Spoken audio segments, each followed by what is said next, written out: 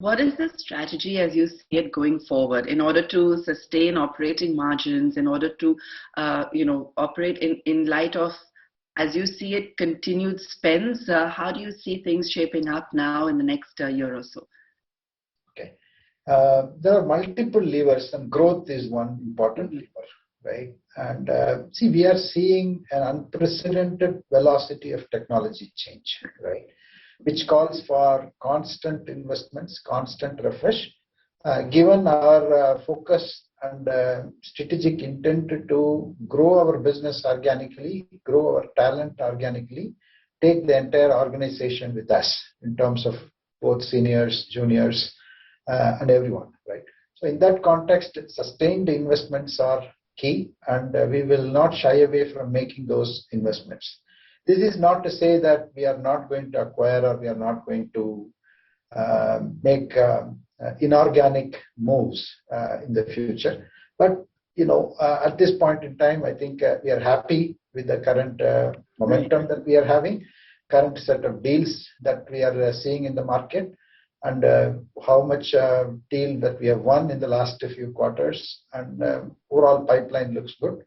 So growth is going to be one important lever, and efficiency and innovation is the other two levers which we are employing all of them. And as we move forward, I think some of the initiatives that we have taken, whether it is on the cloud side or intelligence side or machine first side, all of them are expected to kick in, and that should contribute handsomely to the margin.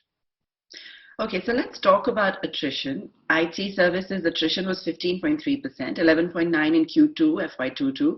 And though these are better than your nearest competitor, Infy is 25.5%, do you see higher attrition leading to, of course, a higher employee acquisition cost? You've already kind of touched upon it, but is this going to continue to be a pain point?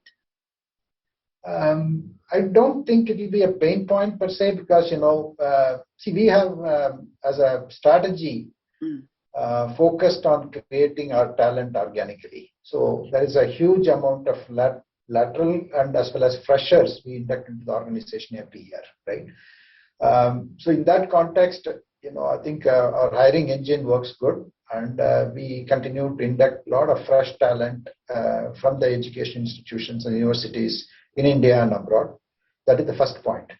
The second thing is it going to, while there are indications that it's kind of plateauing and the supply situation should ease, the market demand will also probably ease, but I would like to be pessimistic about it rather than very optimistic about it, at least for our internal planning purposes, right? So I think my own hunch is given the demand environment, we are likely to see this continue for the next 2 or 3 quarters, and internally we are making our plans to hire a lot more at the entry level. Given that we have a very good pyramid, very good set of experienced homegrown TCS leadership, which will be able to induct the freshers, train them, and then construct a team that is fit for purpose.